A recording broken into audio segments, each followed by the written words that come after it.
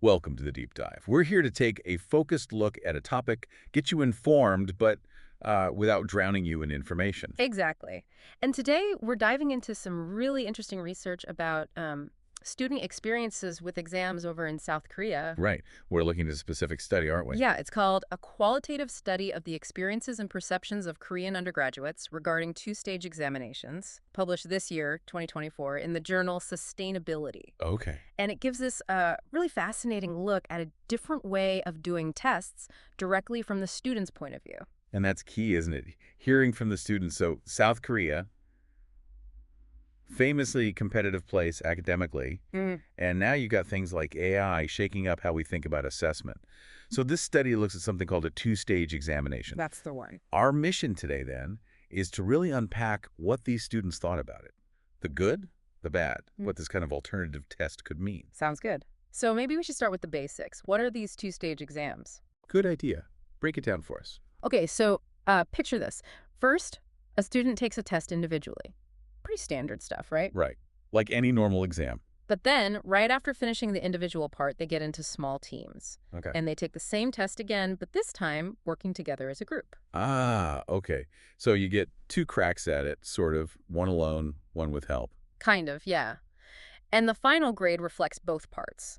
This study mentions it's often weighted like maybe 70% for the individual score and 30% for the team score. Interesting split. Is this a brand new idea, or? No, not at all, actually. The concept, it links back to something called team-based learning, which started gaining traction way back in the 1970s. Team-based learning. Remind us what that involves. Sure.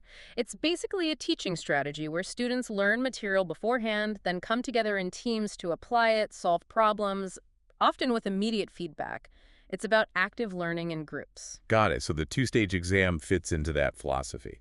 Exactly. And it's been used across different fields: physics, chemistry, bioengineering, loads of places. And the goal is always the same. Pretty much. To get students talking, learning from each other, and hopefully understanding the material better than they would just studying alone. Okay, so why focus this particular study on South Korea? You mentioned the competitive environment.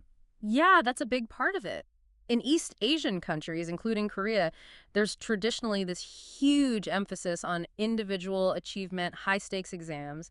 It's intense. Right. So it's genuinely a question mark whether a collaborative assessment like this two-stage exam would actually be accepted or, even work well in that kind of culture. That makes sense. You're introducing teamwork into a system maybe not built for it. Potentially. Plus, there's the whole AI thing we mentioned. Traditional tests are facing new challenges, limitations are becoming clearer. Like cheating or just assessing deeper understanding. Both. And that's pushing educators everywhere to look for alternatives. And another point the study makes is that most of the existing research on these exams, it's from Western countries. Ah, so this gives us a different cultural lens, a Korean perspective. Precisely. We need that broader view. So before we get into the two-stage positives, the study highlighted some issues with traditional, purely individual tests, right, based on what the students said. It did. A major one was the lack of useful feedback. You take a test, you get a number or a letter grade back. And that's it. Yeah, you don't necessarily learn from the test itself or understand your mistakes properly. Which seems like a missed opportunity for learning. Definitely. And then there's the stress factor. Traditional exams, especially in high-pressure systems, create a lot of anxiety. You mentioned the study even linked intense exam competition to really serious outcomes in East Asia. Yes, it references the concerning correlation with things like suicide rates, which just underscores how high the stakes feel for these students. It's not just about a grade. Wow, that's sobering. It is. And then the practicality issue. Cheating. It's always been a concern. But online learning and now AI, it just adds layers of complexity. Making it harder to ensure individual work is truly individual. Right. So all this really sets the scene for why exploring something like two-stage exams is timely and important. Okay, so let's switch gears. What did the Korean students in this study actually like about the two-stage exams? What were the positives they identified? Well, first off, many felt more optimistic about how they'd perform. Optimistic. How so? Because of that team phase. Knowing they had a second chance, working with others, potentially catching mistakes or getting help on tough questions, it made them feel better about their potential score. I could see that. A bit of a safety net, maybe? Sort of, yeah. But it wasn't just about the grade itself. They really saw it as a learning opportunity. Okay, tell me more about that. The immediate feedback loop was huge. Discussing answers right after the individual part, comparing approaches with teammates, it helped them grasp concepts better. So they weren't just waiting days or weeks for a marked paper. They were figuring things out right then and there. Exactly. They could see their mistakes almost instantly and correct their understanding, often learning why their initial answer was wrong by talking it through. They also got exposed to different ways of thinking about the same problem. That sounds really valuable, like the test itself becomes a learning tool. That's a great way to put it. That instant feedback element seemed really crucial. Did it affect their motivation at all? Apparently, yes. Some students mentioned that seeing how hard their peers studied or hearing their insights during the team phase actually motivated them to step up their own game for next time. Ah, like positive peer pressure. Kind of, yeah. A sort of shared commitment, maybe? It wasn't just about individual competition anymore. Interesting. What about the anxiety factor? Did having teammates help with the stress? It seems like it did for many. This study reported that the presence of teammates, just knowing you weren't facing it completely alone, provided some reassurance and actually decreased test anxiety. Even though it's still a test. Yeah, which is fascinating, isn't it? But here's the paradox. While anxiety might have decreased, it didn't mean they slacked off. Oh, No, quite the opposite for some. Knowing they had to contribute to the team, pull their weight, it actually motivated them to prepare more thoroughly beforehand. wow. Less anxiety, but more preparation. That's quite a result. It really is. And the final big positive was fostering a collaborative culture. How so? Well, especially in big lecture courses where students might not normally interact much. Yeah, you just sit and listen. Right. This exam format made them interact, talk, work together. It built connections they might not otherwise have made.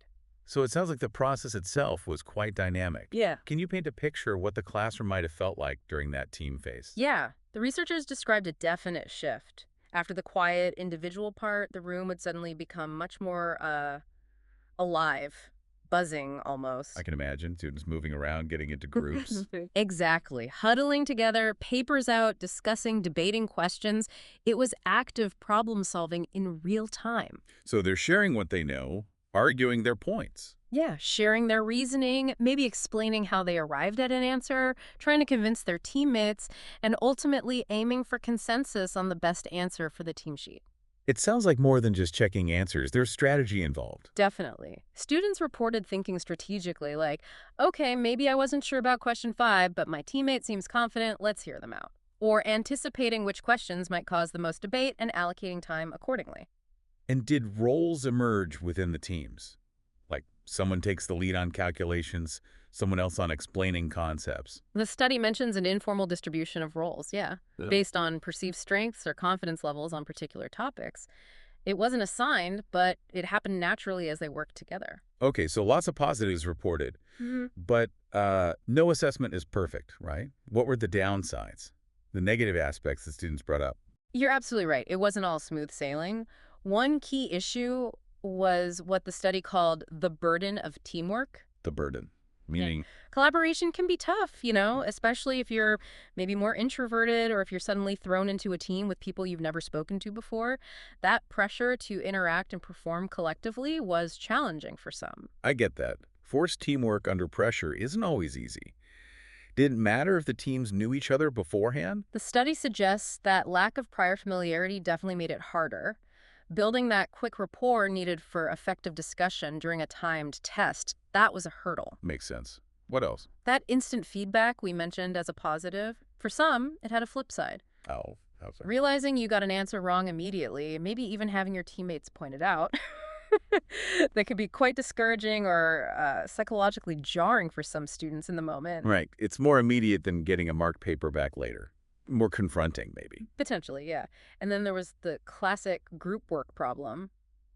Passive participants. Ah, the free rider. Exactly.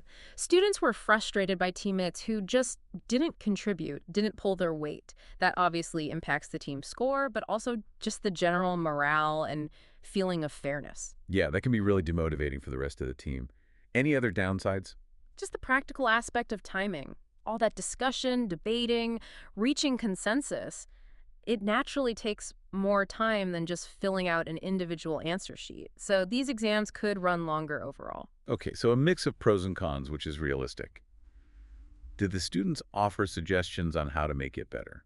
to address some of those downsides. They did, yeah. Some really practical ideas, actually. They called them action items for support. Like what? One was debate training. Debate training for an exam. Yeah, the idea being that since the team part relies on quick, effective communication and persuasion. Being able to argue your point clearly and respectfully is important. Exactly, especially under time pressure.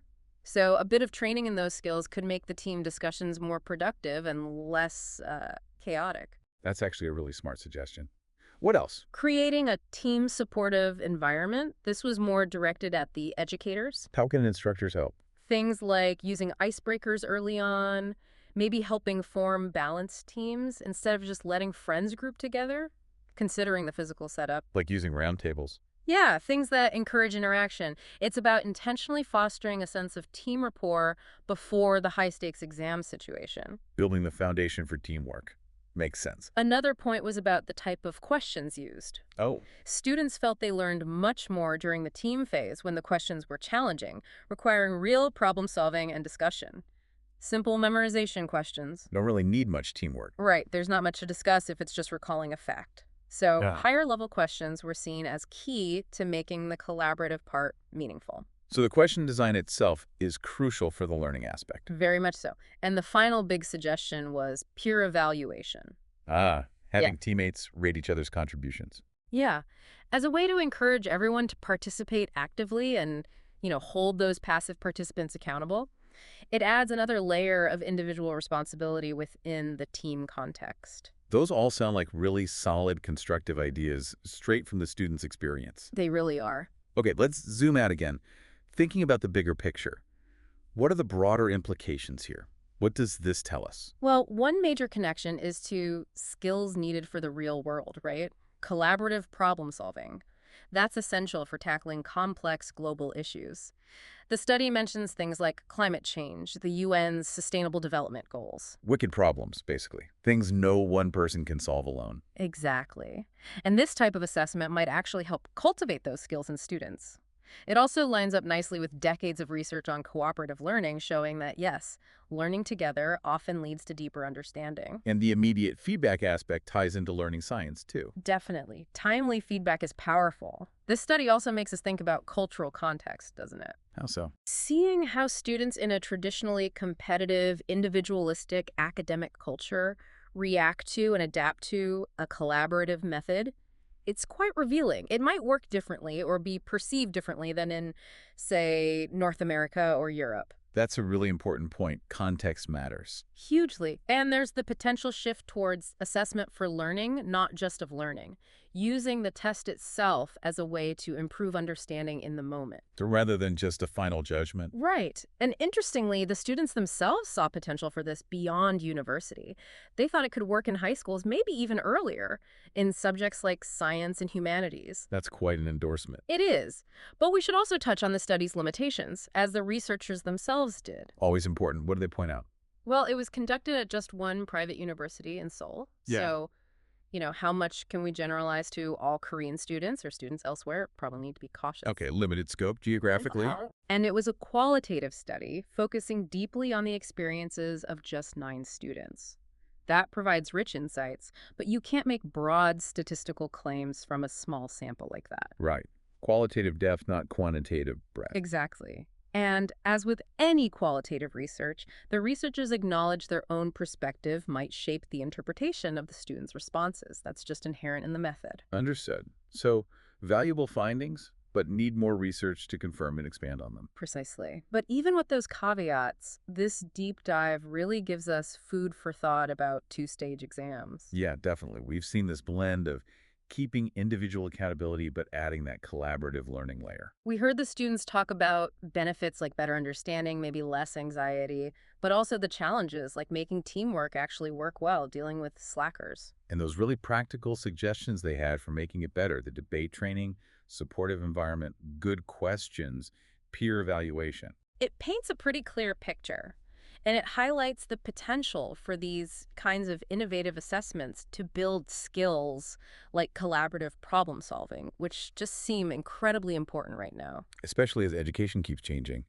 with technology like AI pushing us to rethink how and what we assess. Couldn't agree more. So a final thought for you, the listener, to mull over. How could you apply these ideas preparing individually, then tackling a problem collaboratively in your own world, whether that's studying or at work or on a project? Yeah, what parts of that two-stage model could help you or your team blend individual strengths with the power of working together? Something to think about. Thanks for joining us for this deep dive.